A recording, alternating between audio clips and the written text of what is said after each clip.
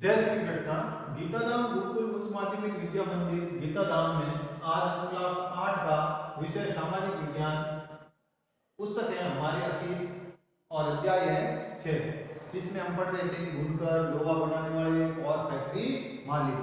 तो हम सबसे पहले कपड़े के बारे में पढ़ रहे थे। क्या पढ़ रहे थे? भारतीय वस्त्र उद्योग के बारे में। किसके बारे में? वस्त्र उद्योग के बारे में, जिसमें हमने पढ़ा कितनी कपड़ों की किस्में थी, क्या तौर तरीके थे, किस तरह से कपड़ों के ऑर्डर आते थे, क्या उन कपड़ों के नाम थे और किस तरह से यूरोप में भारतीय कपड़े चमक दमक और मांग के अनुसार वहां पर कानून बनाने पड़े और उन्होंने भारतीय कपड़े पर रोक लगानी थी। तो भारतीय कपड़े का पतन धीरे धीरे शुरू हो गया। क्या हो गया? भारतीय कपड़े का पतन, कपड़े का पतन धीरे धीरे ये बात शुरू हुई भारतीय कपड़े के पतन के बाद। ब्रिटेन में सूती कपड़ा उद्योग के विकास में भारतीय कपड़ा उत्पादन पर कई तरह के असर पड़े और भारतीय कपड़े का जो पतन का कारण था वो था ब्रिटेन में वस्त्र उद्योग का विकास। वहां पर जब उस चीज का विकास हुआ तो इसका असर भारतीय कपड़े पर पड़ा। अब भारतीय कपड़े का यूरोप में, अमेरिका के बाजारों में, यूरोप और अमेरिका के बाजारों में ब्रिटिश उद्योगों के बने कपड़ों के मुकाबला करना पड़ रहा था। अब हमारे जो मुकाबला हो गया, क्या हो गया? प्रतियोगिता हो गई। क्या हो गई? प्रतियोगिता हो गई। किससे? यूरोप में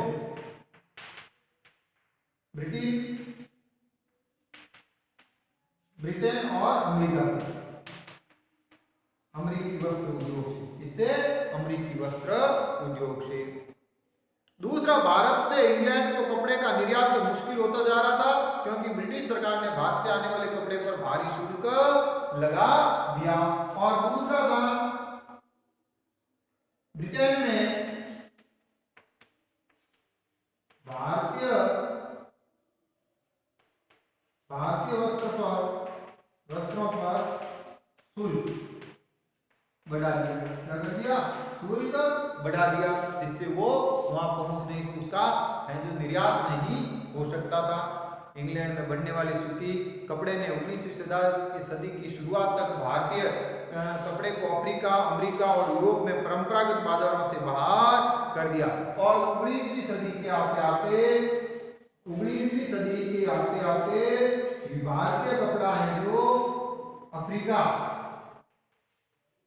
यूरोप और अमेरिका से बाहर हो गया। क्या हो गया? इन सब चीजों से वो कपड़ा बाहर हो गया। इस वजह से यहाँ के हजारों बुनकर बेरोजगार हो गए। क्या हो गए? बुनकर बेरोजगार हो गए क्योंकि कपड़े की मांग ही नहीं थी। ब्रिटिश और यूरोपीय कंपनियों ने भारतीय माल खरीदना बंद कर दिया और उसके एजेंटों ने तयशुदा आपूर्ति के लिए बुनकरों को पेशगी देना बंद कर दिया। और उसके साथ ही उन्होंने जो तय किया था काम के लिए, जो वो काम के लिए तय सीमा भी खत्म कर दी। परेशान बुनकरों ने मदद के लिए बार बार सरकार से गुहार लगाई, लेकिन उन्होंने कुछ भी नहीं किया। तब 1823 में एक पत्र लिखा। क्या लिखा? पत्र लिखा बुनकरों को। क्या किया गया? बुनकरों की तरफ से, जिसमें कहा गया है व्यापारिक बोर्ड में। किसको? व्यापारिक बोर्ड की तरफ से, व्यापारिक बोर्ड की तरफ से, भारतीय व्यापारिक बोर्ड की तरफ से एक पत्र लिखा गया ब्रिटिश सरकार को। उसमें लिखा कि हमारे पुरखे और हम लोगों को कंपनी से पेशगी मिलती थी, जिससे हम कंपनी के लिए बढ़िया कपड़े बुनकर अपने परिवारों का पेट पालते थे। उन्होंने लिखा कि जो हमें पेशगी का होता है एडवांस रुपया। क्या होता है? नकदी। क्या है? जो पूर्व भुगतान, पहले से पैसा मिलता था, उससे वो माल खरीदते, बढ़िया कपड़ा बनाते और अंग्रेजों को ऑर्डर के अनुसार दे देते। अब वो खत्म हो गया और अब खत्म कर दिए गए, जिसकी वजह से हम और हमारे परिवारों के पास जीविका के साधन नहीं बचे हैं। हम बुनकर हैं, दूसरा कोई काम नहीं जानते हैं, और अगर बोर्ड ऑफ ट्रेड हम पर कृपा नहीं करता है और हमें कपड़ों के ऑर्डर नहीं देता है तो हम भूखे मर जाएंगे। तो इस तरह से भारतीय कपड़ों को है जो 1928 तक लेने, तो इस तरह से हम देखते हैं कि किस तरह से उनके काम खत्म हुए। उसी तरह उन्होंने और भी कई पत्र लिखे जो बाद में हम पढ़ेंगे। उसमें है कि लेकिन असली दुर्दिन तो अभी आने वाले थे। 1830 के दशक में भारतीय बाजार ब्रिटेन से बने सूती कपड़े से पट गए और 1830 तक आ जाते हैं। कब? 1830 तक भारत के बाजारों में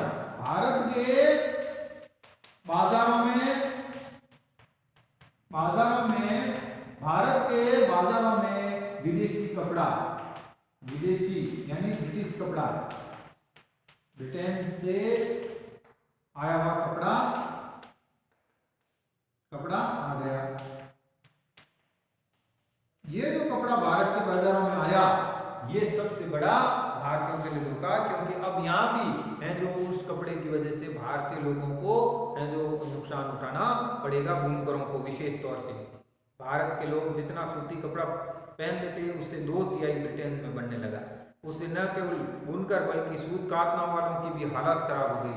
जो लाखों महिलाएं सूत काट कर ही अपनी आजीविका चला रही थी वे बेरोजगार हो गई। अब उनके जितनी हमारी जरूरत से 3 गुना अधिक, जरूरत से 3 गुना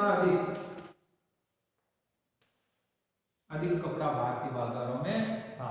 तो इसके बुनकरों और कताई वालों की दोनों की हालत खराब हो गई थी।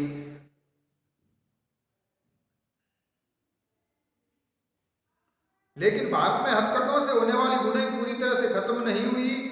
इसकी वजह यह थी कि कपड़े की कुछ किस्मों मशीनों पर नहीं बनाई जा सकती। भला जटिल और मन भावन कारीगरियां वाली साड़ी और परंपरागत बुनाई वाले कपड़े मशीनों पर कैसे बनते थे।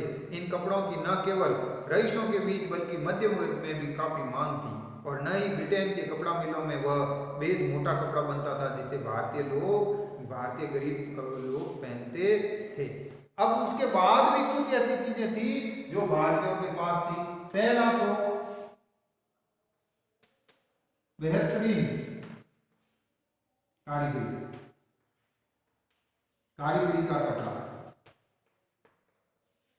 क्या बेहतरीन। और कुछ किस्में ऐसी थी जो सिर्फ हाथ से ही बनने वाली, और कुछ किस्म हस्तशिल्प से ही बनने वाली थी। तो ये चीजें उनकी थी। तो एक और था मोटा कपड़ा। क्या? मोटा कपड़ा जो गरीब लोग पहनते थे। क्या?